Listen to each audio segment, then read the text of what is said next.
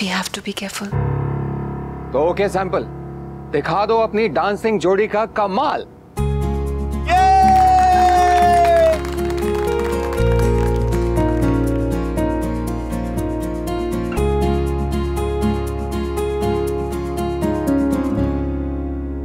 यार I am missing Sweety. उसके बिना ये सब अधूरा अधूरा लग रहा है। पता नहीं इन लोगों को खुशियों से क्या प्रॉब्लम है। अचानक रोना धोना शुरू कर देते हैं और अच्छी खासी मोमेंट को स्पॉइल कर देते हैं। पाखी ने जाने से पहले एक बार भी अपने भाई के बारे में नहीं सोचा, और उसका भाई है, उसके लिए रोना धोना कर रहा है। उससे लड़ता हूं, झगड़ता हूं, लेकिन सबसे ज्यादा प्यार भी तो उसी से करता हूं। कभी सोचा नहीं था कि वो मेरी शादी में नहीं रहेगी। समर, ये बकुला, जिंदगी में कई बार वही होता है जो हम नहीं चाहते, पर तब हमें बस यही सोचना है कि अगर कुछ हमारी मर्जी से नहीं हो रहा होता है तो इसका मतलब है कि वो भगवान की मर्जी से हो रहा है, और भगवान की मर्जी में हमेशा कुछ ना कुछ अच्छा ही होता है।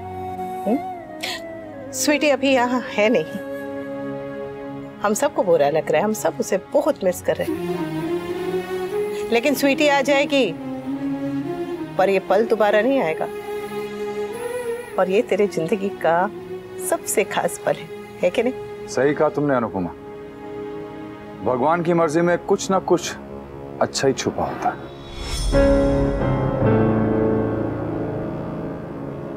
हाँ, तो चलो चलो हमें शुरू करें। चल समर।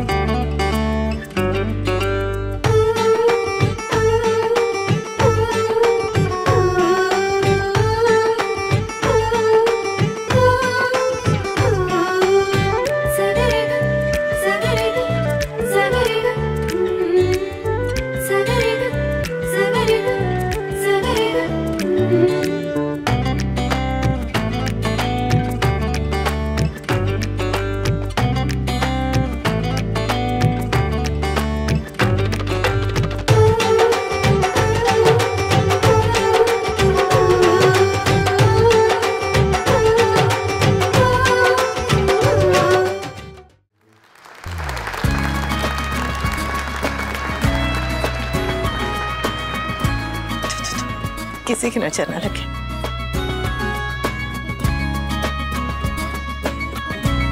चलो जाओ, अब तुम परफॉर्म करो। जाओ जाओ जाओ, तुम्हारी बारी। नहीं नहीं अनुपमा, नहीं नहीं, आज नहीं प्लीज। मैं यहाँ से बैठे बैठे क्लैप कर रही हूँ ना। क्यों आज नहीं? आज समर की शादी है और तुम सबसे पहले जाके डांस करती हो, तो जाओ ना। नहीं अनुपमा प्लीज, आज नहीं प्लीज। तबीयत ठीक है? हाँ हाँ, तबीयत बिल्कुल ठीक है, बिल्कुल ठीक है, बट मैं यहाँ कंफर्टेबल हूँ। ठीक है।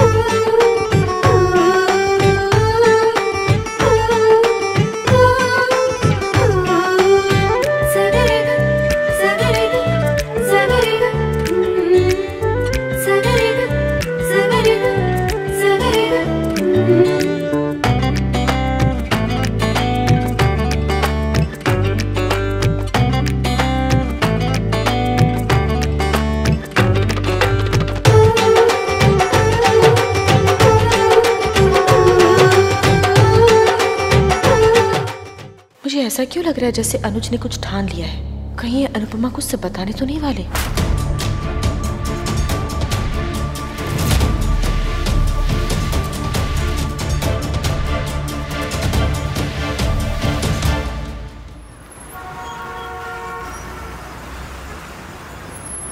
काव्या, तुम ठीक तो हो? कहाँ चली गई? दूसरे कमरे में होगी।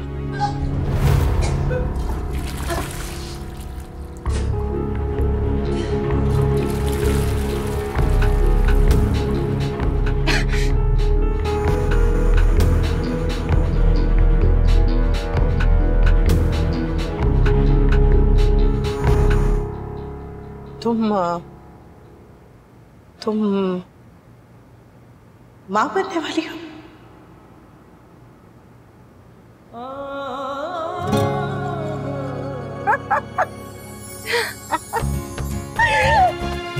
बधाइयों बधाइयों बधाइयों बधाइयों।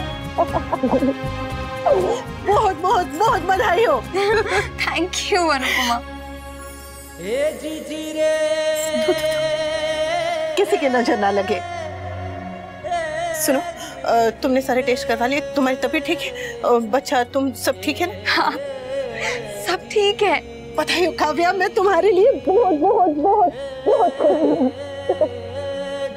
अनुपमा, मैं बता नहीं सकती कि मैं कितनी खुश हूँ। इस बच्चे की वजह से मुझे जीने की एक नई वजह मिली है। तुम्हें पता है, मैं तरस गई थी इस खुशी के लिए, बहुत तरस गई थी। मैं तो उम्मीद ही छोड़ चुकी थी। मुझे लगा कि शायद मैं कभी माँ बनने का सुख एक्सपीरियंस ही नहीं कर पाऊंगी। मुझे हमेशा से बच्चा चाहिए था, लेकिन वनराज रेडी नहीं था। और जब भी मैं तुम्हें तुम्हारे बच्चों के साथ देखती थी ना, तो मैं हमेशा से सोचती थी कि काश मेरा भी कोई होता, जो मेरा अपना होता, जिसे मैं हक से अपना कह सकती थी। और जब परी हुई, तो उसके बाद तो मेरे अंदर की माँ और ज्यादा तड़पने लगी। लेकिन वो कहते हैं ना कि भगवान अगर कोई चीज छीन लेता है तो उसके बदले में कुछ दे भी देता है। देखो देखो, मुझे भी दिया। तुम्हें पता है अनुपमा, मैं कितना तड़प रही थी ये बात किसी के साथ, ये खुशी किसी के साथ शेयर करने के लिए, लेकिन कोई था ही नहीं। कोई नहीं था जिसको मैं बता सकती थी कि मैं माँ बनने वाली हूँ। कोई नहीं था। कोई नहीं था मतलब? मिस्टर शाह को नहीं पता? जब बता सकती थी तब तो मुझे खुद भी नहीं पता था, और जब पता चला तब बताने के लिए कोई वजह ही नहीं बची थी। जिस दिन मैं घर छोड़ के गई थी ना, उसी दिन मुझे चक्कर आए थे, और फिर मैं डॉक्टर के पास गई। तब डॉक्टर ने मुझे बताया कि मैं प्रेग्नेंट हूँ। कई बार मेरे दिमाग में ख्याल आया कि मैं वनराज को बता दूं, लेकिन हर बार यही बात सोच के रुक जाती थी कि जिस इंसान के दिल में मेरे लिए प्यार नहीं है, मेरे बच्चे के लिए क्या प्यार होगा, क्योंकि उसे तो बच्चा कभी चाहिए ही नहीं था। जब मैं घर छोड़ के गई तब वनराज ने एक बार भी मुझे रोकने की कोशिश नहीं की। अरे रोकना तो छोड़ो, इसने तो ये भी पता लगाने की कोशिश नहीं की कि मैं कहाँ हूँ, मैं ठीक हूँ, मैं मर गई हूँ क्या? कुछ नहीं। ऐसे आदमी के लिए मेरा बच्चा कोई खुशी थोड़ी होगा, बस बोझ होगा।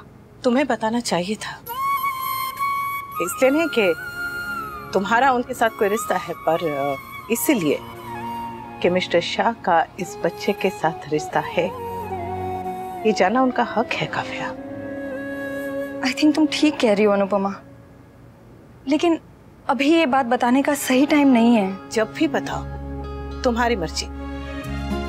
मैं बस इतना कहूंगी कि बता दो, क्योंकि हो सकता है कि इस बच्चे के आने से तुम दोनों के बीच में सब कुछ ठीक हो जाए। बता दूंगी। एक बात कहूं, मानो कि मैंने 3 बच्चे पैदा किए हैं, और तुमने किंजल की तो हालत देखी थी।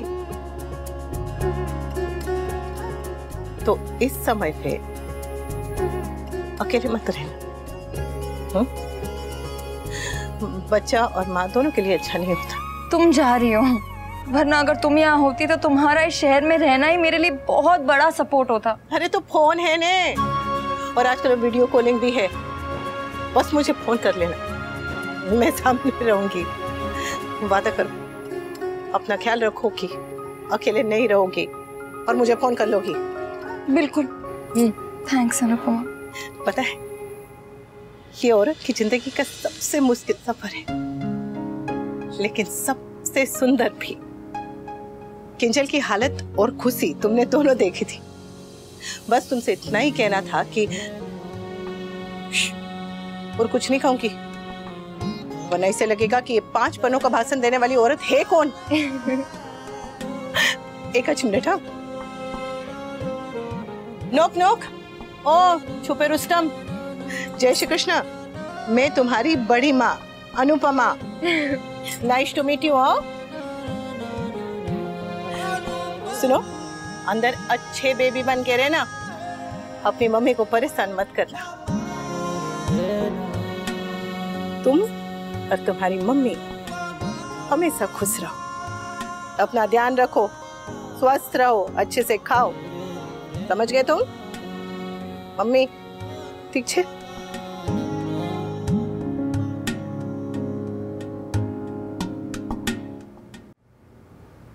खुश।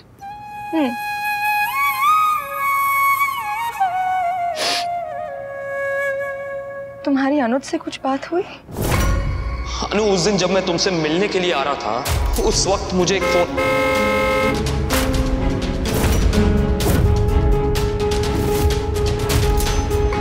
बात हुई भी और नहीं भी हुई। कभी कभी कुछ बातें ऐसी होती है जिनको कहना जरूरी नहीं होता, लेकिन यहाँ जरूरी है। कहना भी जरूरी है और सुनना भी जरूरी है। अब बस उनके बोलने का इंतजार है।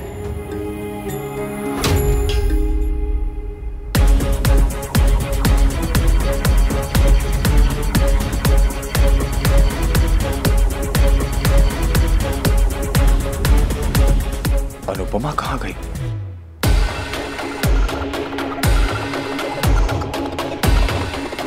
अनुज तो यही है, फिर अनुपमा कहाँ गई?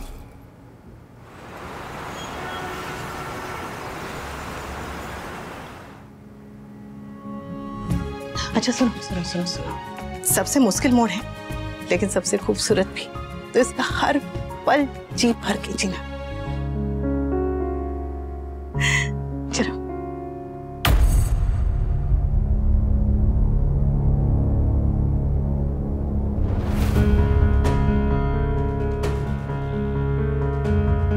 मैं जरा साड़ी ठीक करके आती हूँ अभी।